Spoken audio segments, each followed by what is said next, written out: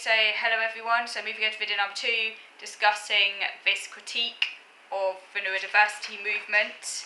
A very interesting article that I've read in Bioethics. Does the heterogeneity of autism undermine the neurodiversity paradigm? So there's also, the other argument that the neurodiversity paradigm emphasises in its idea that autism is not a disorder is this idea of social value.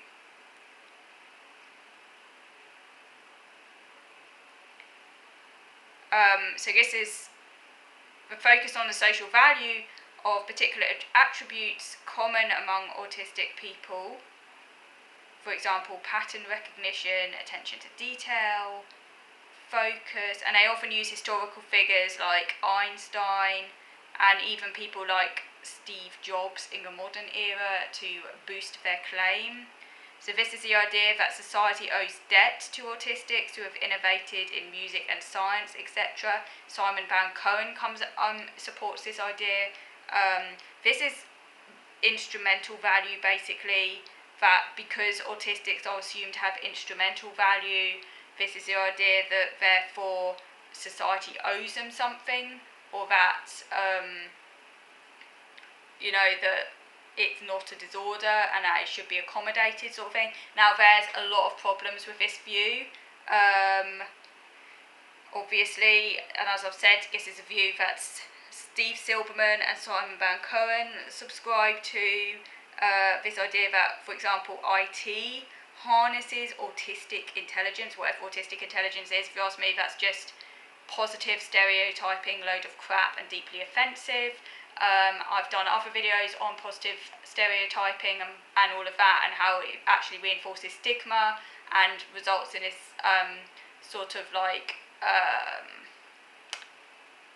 this idea that some are more worthy than others, based upon this elitist idea of having some form of instrumental value.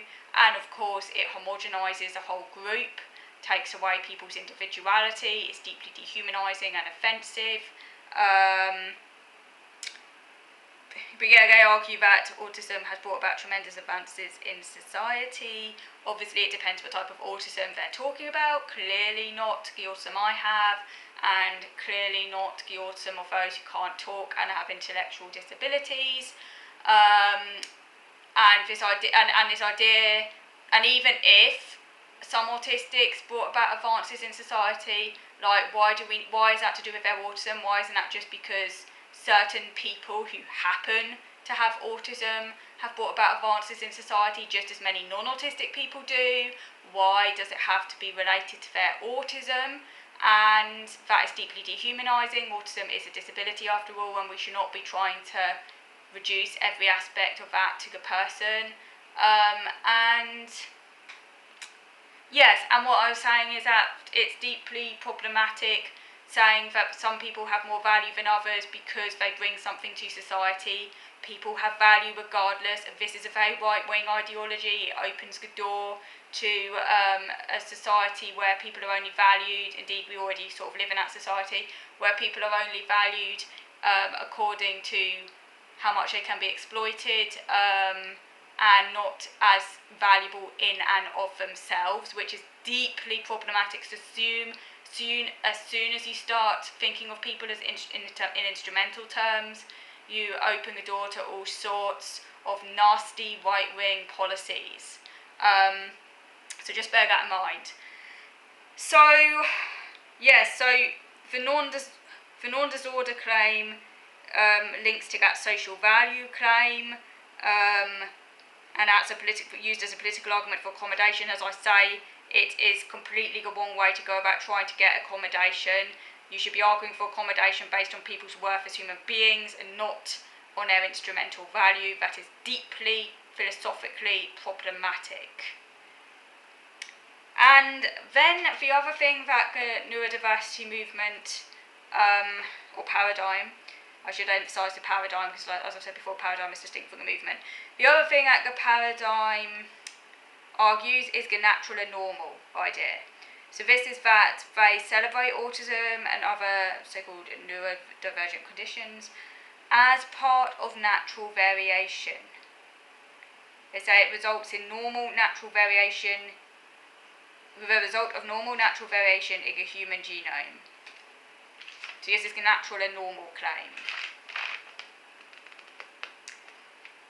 I've put in my something I want you to bear in mind is that cancer.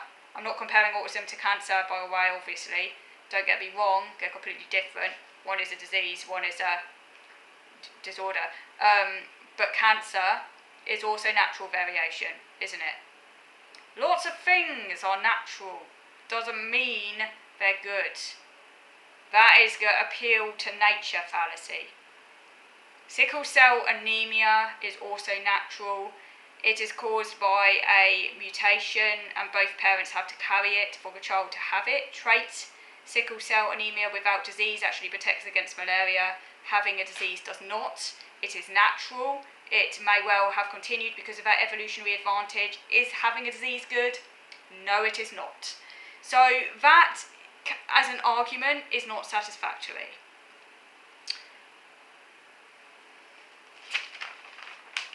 Okay. So the assertion of naturalness is intended to reinforce ideas about the non-harmfulness of autism.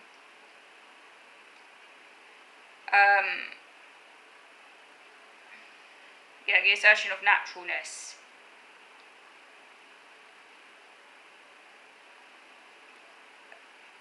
But, as I've already said, nature is not a guide as to what is valuable, clearly.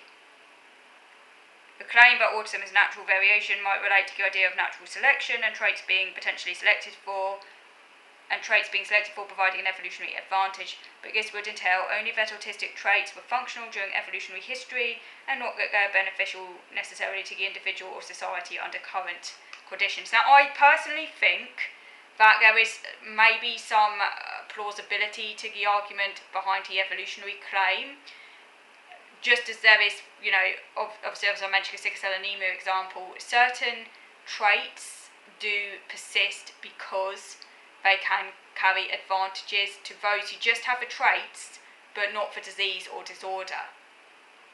So it is possible that having a high number of autistic traits without disorder is advantageous. Lots of people who have a high number of autistic traits without disorder are very determined, very focused, get jobs done, and so on. But when those traits become a disorder, then they are not advantageous at that point, I would argue. So that in and of itself is not an argument to say that the actual fully fledged condition is not a disorder. Then the article goes on to look at the DSM-5, and that's the Diagnostic Statistical Manual of Mental Disorders. They look at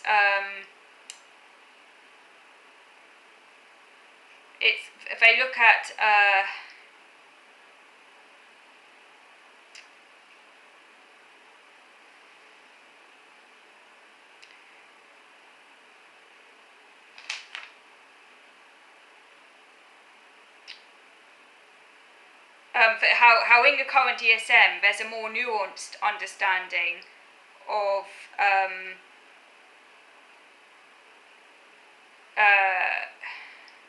intellectual impairment in autism. Intellectual impairment is often seen as a comorbidity, but as I will talk about later, this is deeply contentious when you look at the underlying neurological factors resulting in both autism and intellectual disability, how they are in fact deeply related. But in the current DSM-5 specification of intellectual disability, should take account of the often uneven intellectual profile of ASD, and it includes separate estimates of verbal and non-verbal skills. That's very interesting because, of course, autism does often come with a very, very uneven profile. Intellectual impairment can even exist in those who are otherwise functioning very highly. In my own case, although I don't have a global intellectual impairment, obviously, I'm very intelligent verbally at the superior end, I do in fact have a non-verbal intellectual deficiency. My non-verbal IQ is below 70.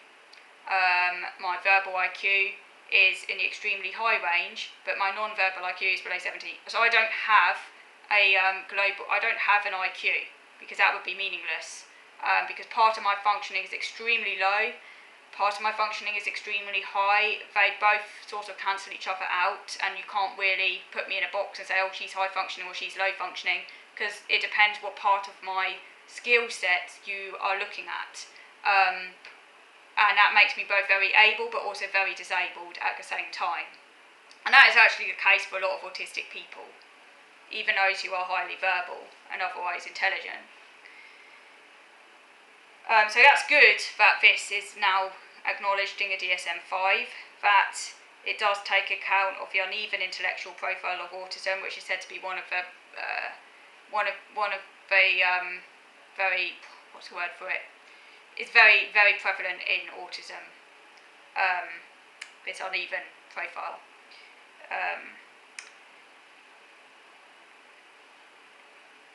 So I just thought I'd mention that as an aside, but I'm going to come on to comorbids soon. But I'm going to stop this so-called comorbids. As you will see, that term is deeply problematic, and it's another challenge to the neurodiversity paradigm. But I'm going to stop this video now because there's so much to talk about, and it's quite a long article with lots of points. So I'm going to stop now, but I will come back to this. So thank you for watching.